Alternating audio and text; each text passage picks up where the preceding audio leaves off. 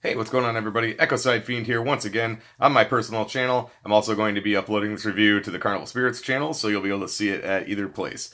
Before we get started, I'd like to go ahead and wish everybody a Merry Christmas, Happy Hanukkah, Happy whatever you celebrate. You know, just because I understand everybody celebrates something different, I'm going to go ahead and say Happy Holidays. And as the angry video game nerd once said, if you got a problem with Happy Holidays, then happy shut the fuck up. So let's go ahead and get going with this review. This will obviously be, as the title states, a review of the 2018 Big Ballas Xmas, the Christmas at Our House event that happened Friday and Saturday at Psychopathic Records headquarters in Farmington Hills, Michigan. I attended the Saturday, which, as I think everybody knows, was the first date that went on sale. And then when that sold out, they added the second date that happened before the Saturday one. So all day Saturday, I made sure to like stay off Facebook because I didn't want to see what the gift was. I didn't want to see anything about the event, about the set, anything. And I'm glad I did because it was really cool, and I was glad to see it all, basically unfold before me. So my friend Ivory and I attended the event, and I'm just gonna pretty much just jump right into it. We headed out to Detroit, Farmington Hills, about a half hour outside of Detroit, so it's actually a little closer. It usually takes me about 2.5 hours to get to downtown Detroit. This was about, according to GPS, like an hour and 57 minutes, so about 2 hours. We headed out about 1 o'clock, grabbed a bite to eat on the way out, and then when we got into Farmington Hills, we also, because we weren't sure like when we'd be able to eat again and everything, so we stopped at an IHOP, had a quick bite to eat, and then headed to the parking lot. You had to park at a school that was about 2 miles away from Psychopathic Records headquarters because there was literally not enough parking there. I mean, it's a big building, but there's like, obviously they have parking for some employees, and that's about it, So we parked at this, it was a school, it was Stepping Stone School for the Gifted, I think it was. So we parked there. They had a couple of shuttles that were literally just going, making circles all the way from the warehouse headquarters back to the parking lot. It would take them maybe like 10 minutes, to make the whole round trip. So we literally only waited, I'm going to say maybe 15 minutes to get on a shuttle.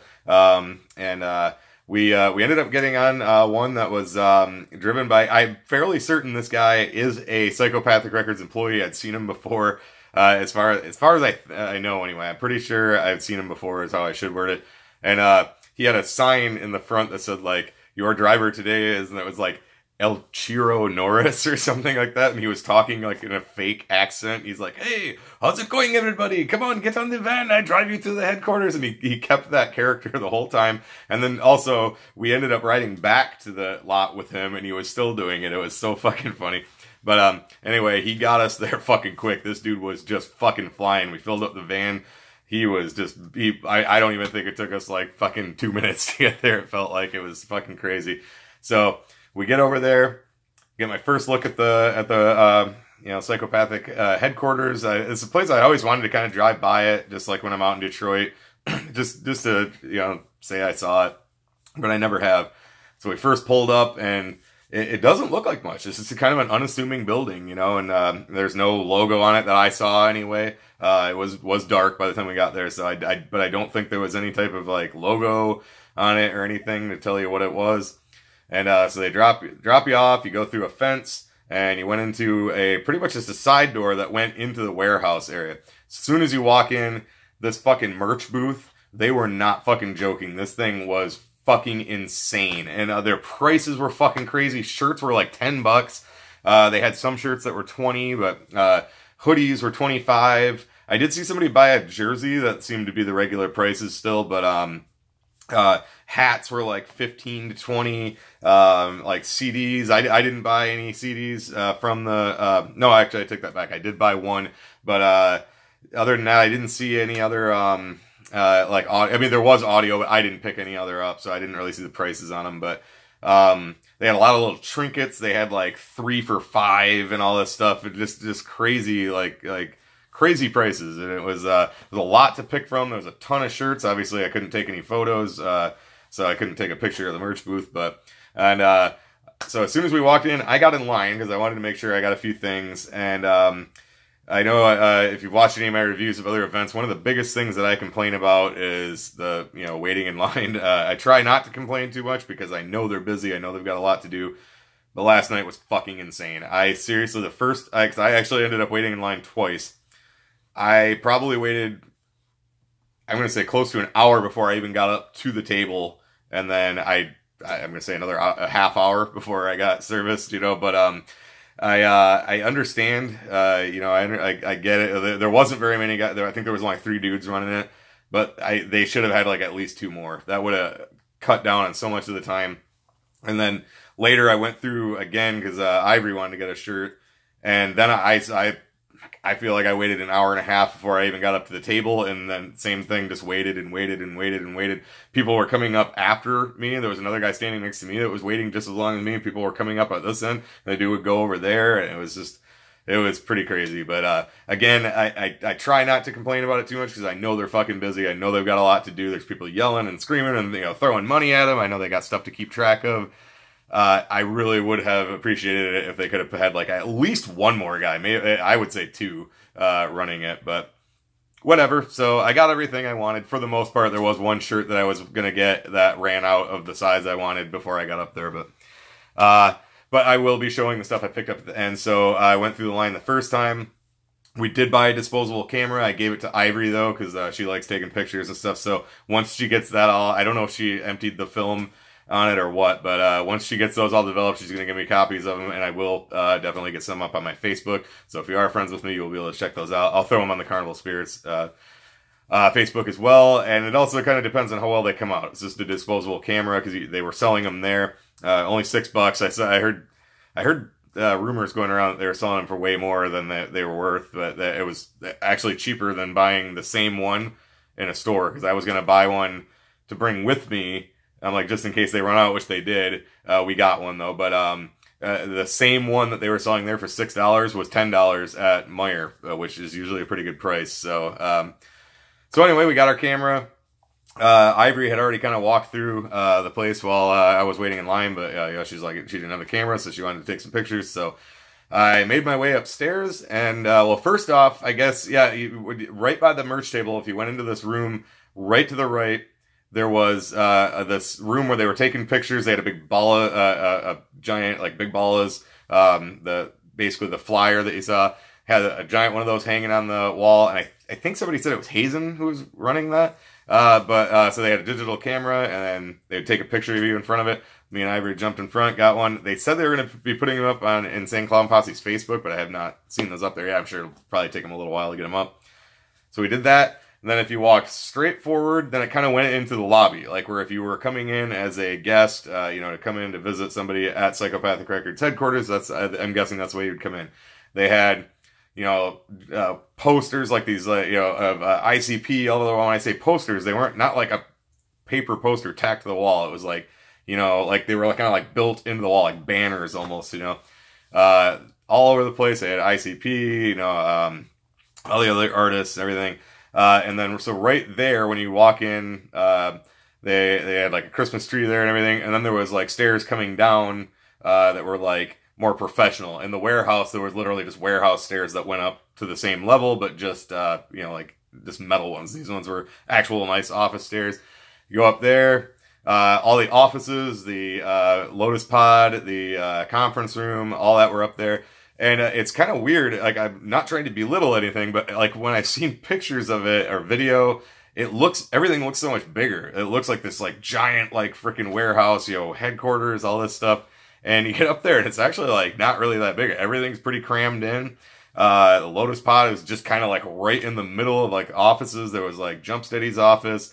They had obviously the Psychopathic TV room. I just kind of always, like, watching the Psychopathic TV, I always kind of had this image of it being, I don't know, I mean, I knew it was at the headquarters, but I guess I just kind of thought like not just crammed in among all the offices. That's like literally just walking along. Here's Jump Steady's office. There's the Lotus Pod. There's the Psychopathic TV. I don't know if I'm doing it in the right order, but and then Billy Bill's office, and everything's just like right there. And then the conference room is just kind of at the end and kind of around a corner. And it's just, and it wasn't very big either, and again, I'm not belittling what they've got. In my mind, I imagined it just, because you see photos of it, see video footage of it. it just looks like it's going to be so much bigger, you know. But so yeah, there wasn't you know, pretty much once you walked through, you saw everything, you know, and that was pretty much that, you know. But it was, again, super cool seeing all their, you know, their gold records and all their, you know, all their plaques and everything, all over everything that they've earned and, you know, busted their asses for. And walk into Jumpsteady's office and he's just hanging out in there. You know, like I walked in a little bit later and he's just having a big conversation about Star Wars, you know, just with CPN was standing there with him and a few other ninjas just hanging out, and they were all, yeah, again, talking about Star Wars. And yeah, everybody's just kind of wandering around. It was, I was walking down the hallway and Billy Bill just fucking kind of like, he's like, excuse me, and just like snuck past me, and it's just like fucking crazy. They're all just walking around, you know, they're just letting us hang out. You could just go anywhere you want. You could just step into the Lotus Pod and there's a dude in there like doing some shit, and watch him playing with all the fucking controls and all that stuff. And yeah, that was pretty cool too, to just be standing in there. I really only stepped in there for a minute or two, but just to be standing there, you know, knowing where all this fucking music that I fucking love and that I've been listening to for years, you know, so much of it, not all of it, but so much of it has been recorded like right there. It's fucking crazy to be in there, you know. And I ended up hanging out in the conference room, just chit-chatting about movies and TV shows with a couple other random ninjas that happened to be in there. I didn't catch either of their names. I should have asked them, but shout out to both of you guys if you're watching. We were talking about The Wire and Walking Dead and Breaking Bad and all that kind of stuff, so just hung out in there for a while. And yeah, just kind of, I wandered around a few times, just making sure I saw everything. The Wall of Karma was in that. I don't think I mentioned that. That was in that very first room where they were taking the photos in front of that banner. The Wall of Karma was in there, so I spent about 20 minutes in there just kind of checking everything out. I didn't think I'd be on it or anything like that, but just wanted to see everything. I know it's stuff that people have made and photos they've sent in of them and all that, so checked all that out. And like I said, I went through the line a second time for the merch line, and that was it took me forever to get up there again. I did get another shirt that I wanted, and we were going to try to get another camera just in case, but they did sell out of them, but we had plenty of pictures left on the one that we had got. So yeah, pretty much did all that, wandered around a little bit, and then it came time for the show to start. So it was about 10 minutes to 9. We went and got some seats, and we were back a little ways, but we had a good there really wasn't a bad seat in the house. I mean, you know, everywhere everything was right there. So the warehouse, like where they had the merch stand, if you went to the left of it, it was basically just straight ahead, and they had a stage set up, plenty of chairs. There was a lot of people standing. I actually wouldn't have minded standing, but we did end up getting seats. But yeah, everything there, I don't think anybody anywhere probably like wouldn't have been able to see. Everything was, you know, nice, line of vision, line of sight, I guess I should say, pretty much everywhere that I could, tell. So, when we first got, seated, DJ Carlito was on stage, just spinning, you know, spun some ICP, Christmas songs and whatnot. And, they started right on time at 9 o'clock. They came walking out. They sat down, they had these two so DJ Carlito was in the back with his turntables. They had two big, like, golden, you know, like, stuffed, but like golden chairs, sitting there, and they were both, Shaggy was, I guess you'd say stage, I don't know, stage right, left, whatever, but we were facing the stage. He was to the left, Jay was to the right. And then, on Shaggy's side, I had Razor Ray from Motown Rage playing acoustic guitar, and on Jay's side, they said the guy's name and like what band he's from, but it was not anything I recognized, and I can't remember what it was. And then also right next to DJ Carlito, Rude Boy was standing with him and had a microphone and was doing backup vocals. So they started precisely at 9 o'clock, and they you know, just as they said, it was a storyteller's event. They would tell you know, a story pertaining to each song. Sometimes not even pertaining to the song; it'd just be something that just popped into their head, and they'd talk about it, and then they'd go into the songs. I did write down everything they played. They played 12 songs over the course of 2 hours. It was done just about at 11 o'clock on the dot. I'll just go through what they played first, and then there was like one story I did want to tell that they told that pertains to something they gave away. So they started with Three Rings, Dead Body Man, Piggy Pie, CPKs, Crossing the Bridge, Chicken Huntin', We Belong, The Nedden Game, $50, Another Love Song, Falling Apart, and they ended up with If I Was a Serial Killer. The acoustic set was fucking phenomenal. I gotta be honest, I wasn't expecting a whole lot. But every song they did translated perfectly. Everything was just flowed from like what you would normally hear to the acoustic absolutely perfectly. Carlito was still spinning the whole time, so you'd hear, you know, kind of like beats from him. He'd do some scratching, and then the two guys played acoustic guitar. I do wish they had an acoustic bass player. I think that would have added a little bit to it, but it is what it is. It was fucking great, and they sat the whole time. They didn't like stand up. They weren't running around the stage. They were sitting down the whole time, and it was fucking awesome. And the stories were good. They were bantering back and forth really good. So they handed out, I'll show this, but they handed out a CD. Well, first they related the story about MC Breed when he was signed to Urban Music Zone, and apparently like he got all fucked up on something one day, smoked something. They didn't really say what, but they were just like, hey, he was all fucked up, and he was hallucinating the FBI and you know, the Secret Service and all these people were coming to get him, and he got a hold of Jay or Shaggy. And he was like, you guys need to come pick me up. I'm walking around downtown Detroit. I'm on Jefferson. I need you guys to come get me. There's fucking police are after me. So they're like, all right, cool. So they go and they find him. And they get him in the car. And they're like calming him down. And they get him back to Psychopathic headquarters. And he's coming down at this point. And they were just like, dude, we got to record a song. Like, what? Like, while you're all fucked up. And I guess he was like, okay. So they recorded this song. It was called Let Me Go.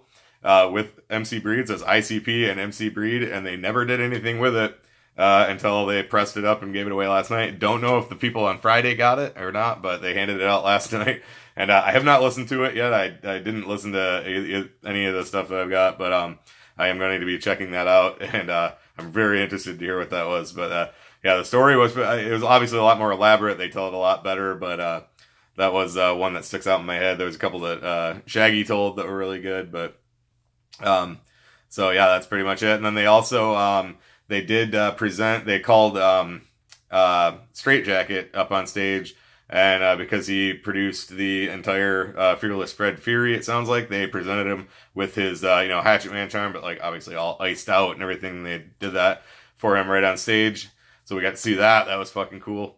And then, the very end, when they were doing If I Was a Serial Killer, as it was, they were kind of just starting, and me and Ivory wanted to make sure we got on a shuttle to get back to the car pretty quick because we were driving home yet. So we did jump over there, and then by the door, and then Jay, got out and was like, walking around the crowd and everything. And then, while we were still waiting to go out in the parking lot, Jay, Big Zane from the yacht club was watching the door.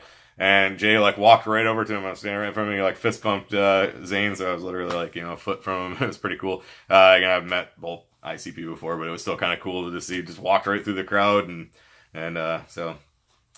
But, yeah, that's pretty much, I mean, there's not really a whole lot else to tell. I mean, it was fucking amazing. It was totally worth the price. The show was fucking incredible. Being there was fucking cool, seeing everything, but like I said, I mean, you get upstairs, the office area wasn't that big. There's not really a whole lot to explain other than like what you've seen in videos and whatnot and photos. It was still, I mean, it was super cool to be there, to see this building that, you know, that they worked so hard for, and to have, you know, they earned it obviously themselves, and then to have us all there to see everything and just be able to hang out. That was so fucking cool. It was indeed like Christmas at their house. You know, they had us to their fucking house, and it was fucking awesome. So, like I said, I did run into CPN real quick, so shout out to CPN. Didn't get to hang out with them for too long, but just chit-chatted for a minute. Big Andy was there as well. I've mentioned him before. I don't know if he wants his last name out there, so I just call him Big Andy. He's one of the big Echoside players. That was pretty cool too. I went upstairs, just wandering around again a little bit, just killing some time. And he was just, while they were having that, when I said I was in Jumpsteady's office and they were talking about Star Wars, Big Andy and some other dude I didn't know were just sitting at Jumpsteady's desk playing Into the Echoside. So freaking Andy can say he was literally sitting at Jumpsteady's desk playing Into the Echoside. So it was fucking awesome. So yeah, again, just super glad I partook, super glad I made the trip. It was worth $150. My only complaint was that you could smoke weed inside, which I don't have a problem with, but there was zero ventilation in there, and by the end of the night, it was just sitting in a fucking smoke cloud. My throat is fucking roached today. My head is fucking pounding. By the end of the night, my eyes were fucking on fire. But again, nothing really could have brought me down from that whole show. So I'm not like bitching because I know they said you could smoke in there, and I don't have any problem with people smoking weed. It doesn't bother me. It was just the fact that there wasn't really any ventilation. Is really all that made it really bad. But you know, whatever. It was still fucking awesome, and I am so glad I went, and I kind of hope they do it again next year there, but again, now I've already been there. I don't know, maybe I'd rather them do it somewhere else, and so, whatever. It was still fun, and the show was fucking once in a lifetime. Like I said, the set was fucking cool, and I'm glad I went, and I'm glad everybody who did go was able to make it. So, that wraps it up. Let's go ahead and show what I picked up. So first off, the gifts that they gave you. So you walk in, you get a wristband. I just have not taken that off yet. I am actually going to write on their big ballas and put it in my ticket collection. So after you got that, then they handed you your charm. So let's see, it's the Santa's. This is the Santa Killis, or is this the Santa's a fat bitch logo? Whatever. But Santa Claus. And then on the back there, I don't know, it might be kind of shiny, you might not be able to read it. This is Big Ballas Xmas 2018 Psychopathic Records. So came with the chain. I am going to put a different loop on it because I usually just swap out my charms on this, but this jump ring is too small for this one to go through. So I'm gonna put it. I'm actually probably gonna take it to my ex-girlfriend's sister. She's a jeweler, and have her put a nice new one on there that I'll be able to put this chain through. So. Also gave you a CD. These were shrink wrapped, so you couldn't see. There's nothing on them. And apparently, like, even the employees had no idea what was on these. So, just real quick, I don't know if you can see, I'll just read it. This has, like, a tag on it. It says, to the Juggalos of the 2018 Big Ballas Party at Christmas at our house from Psychopathic Records. So, looks like a gift. You open it up. Got that. It says, the gift of the wicked shit. The songs on it are 2 unreleased Insane Clown Posse songs. Got track 1 is Swings and Chops demo mix, and track 2 is Mr. Clean. So, and pull this out, and it says Happy Hatchet Holidays. So again, have not listened to this yet. Probably should have thrown it in and let's do it on the way home, but I just did not do that. So okay, so pickups, big thing that I wanted to get. Got the Wizard of the Hood DVD. So I did pick up one of these also for Scotty Two Balls and one for DC Fago Guy. So I get up there, kind of funny story about this. I get up there, and I was like, hey, do you got those? The guy's like, yep, I do. How many do you need? And I said, 3. Brings them back, sets them down, and he goes, those are $40 each, by the way. And I'm like, holy shit, $40. And he goes, yep, $40 a piece. And I was like, okay. I'm like, oh, I want them. So then I was going to get a couple shirts, so I was like, well, I'll just get one then. So I picked out one of the shirts that I'll show, and that was $10. And then I bought the camera. So my total should have been $136. I give him my credit card. I brought cash, but it ended up being, I thought these would be like 15 or 20, you know. So I brought cash, but I like, shit, I don't have enough. So I handed him my credit card. He like, you know, brings it all up, hands me my card back with a receipt. I look at the receipt. He charged me $95. So I'm like, I don't know if he punched something in wrong or what, but he had already run my card, and I didn't even look at the receipt till probably like 5-6 minutes later, so it's not like I could go back, but hey, you didn't charge me right, you know, I'm not going to wait through the line again, so anyway, this ended up basically breaking down to about $25, you know, and some change, so not too bad. I definitely, that's $25 is worth it.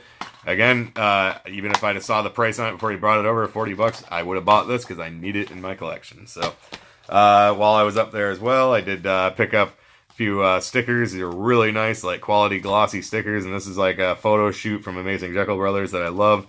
And then basically this ICP logo with the Carnival Carnage Jester. And they were 6 for $5. So I bought 6 the first time I was up there, and then while I was up there again, I was like, I'm going to grab another 6. So and then I gave a couple of them to Ivory. So when I was up there the second time, because I waited so fucking long, I ended up picking up Hell's Cellar on CD. I do have this coming. I've got it pre-ordered the vinyl, and I ordered this as well. And then I don't know if you don't have it pre-ordered, you probably don't know, but they did release information. Well, no, I guess Fago Lovers posted it. It's not coming out until, the vinyl is not shipping till March now. But because I ordered this on the same order, they have not shipped this yet either. I know it's on YouTube, but I'm like, I want it for my collection. And I saw it up there, and I'd already waited so long. I'm like, fuck it, I'm getting this. And then so the one that I got pre-ordered when it comes out, maybe I'll do a giveaway with it or something. So a little bit later, oh, also they did, this is that MC Breed CD that they handed out. So they, like I said, they were just they were right in the middle of the show, and they had a guy walk along and hand these out. So again, I haven't listened to that either. A little bit later, Ivory bought a mystery bag where it came with a couple shirts, and you could pick your size of shirts, but you couldn't pick the what was on them. So she ended up doing that a little bit later. And because they had run out of bags, I think they just threw more together, and they loaded them with shit. I mean, like, she bought the one that was supposed to come with, like, 2 CDs, 2 DVDs, and 2 shirts or something. And I forget what shirts she got, but, if I remember, I think they didn't have any DVDs in it. So they literally just put a stack of CDs in there. She had, like, 7 or 8 CDs, maybe not that many, but, like, 5 or 6, something like that. And so I was looking through them, and there was 2 of the featuring Freshness, which I never picked this up. So I was like, can I have this one? You got 2 of them. She's like, yeah, take it. So they loaded it with charms. She goes to the gathering every year, so she already has all of them. But she gave me these 2, the Mighty Death Pop, and then just this one is from 2017, and this one is from 2014. No, is that right? This one's still from Cave in Rock, but 13th annual. So anyway, then there was one other one, and there was a missing link one that she does have, but hers got pretty scuffed up, so she wanted to keep that one. But so she's like, I got both these, so you can take those. So I do have to put some jump rings on them, but I'm gonna hook those up.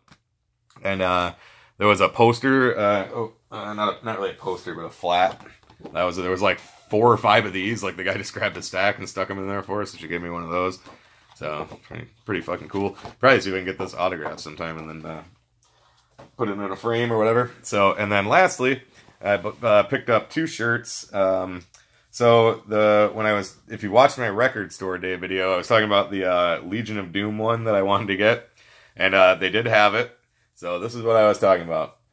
This is an extra large. I normally wear large, but I just washed it and dried it. I threw laundry in when I got home because my clothes reeked like fucking weed. And I'm in an apartment, you know, I don't have a washer and dryer there across the hall, so I can't like just sit them in there. So I got home and I'm like, I got to do laundry tonight. So I already washed and dried this.